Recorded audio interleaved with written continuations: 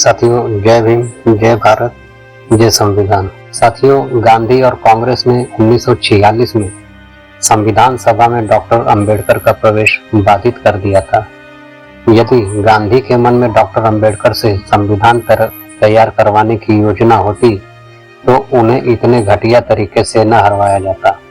संविधान तैयार करने का काम कोई बच्चों का खेल नहीं था और कांग्रेस गांधी के पास निर्विवाद रूप से इतनी समझ तो थी ही कि जिस गुरुतर दायित्व को साकार करने के लिए 1946 में संविधान सभा का गठन किया गया था, उसके लिए एक सुयोग्य, सक्षम तथा दक्ष व्यक्ति की आवश्यकता थी। फिर किस लिए कांग्रेस ने 1946 में बाबा साहब का प्रवेश बाधित किया?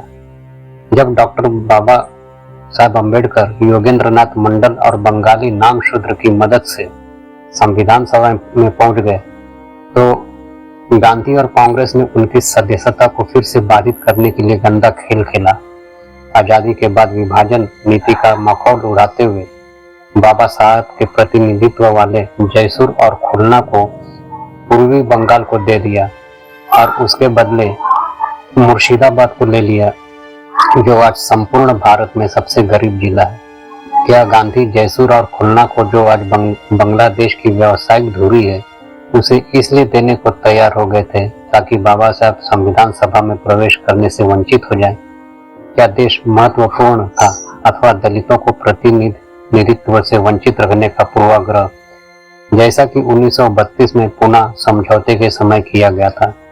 यदि विभाजन नीति का विधि सम्मत पालन करते हुए 50% से अधिक हिंदू आबादी वाले जयसूर खुलना क्षेत्र, जिनका प्रतिनिधित्व डॉक्टर बाबा साहब अंबेडकर कर रहे थे, को भारत में शामिल कर लिया जाता तो आजादी के बाद कम्युनिस्ट शासित बंगाल में कराए गए लाखों नामशूद्रों का नरसंहार रोका जा सकता था।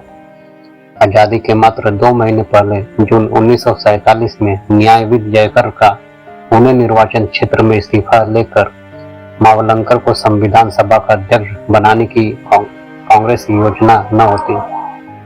कांग्रेस और गांधी की योजना के अनुसार संविधान सभा का अध्यक्ष मावलंकर होते, चाहे कांग्रेस लॉबी का कोई अन्य सदस्य, चाहे कोई विदेशी विशेषज्ञ। लेकिन इतना तय है कि 2 जून 1947 तक इस पद के लिए कांग्रेस और गांधी की सूची में डॉक्टर अंबेडकर के नाम का कहीं कोई पता नहीं था।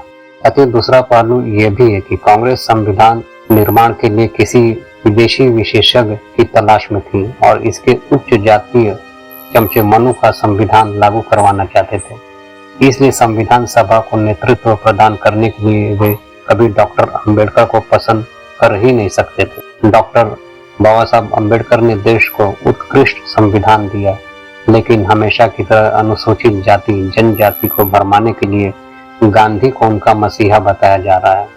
इसे कुत्सित सौदेबाजी से प्रेरित राजनीति के अतिरिक्त और क्या कहा जा सकता है?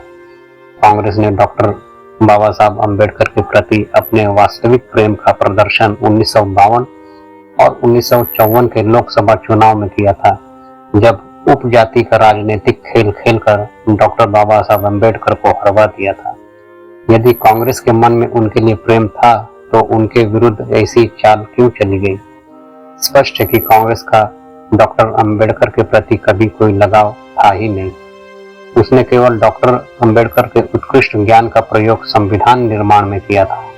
यह इस बात से भी पुष्टि होती है कि उन्हें 1990 के पहले तक भारत रत्न से सम्मानित भी नहीं किया गया था।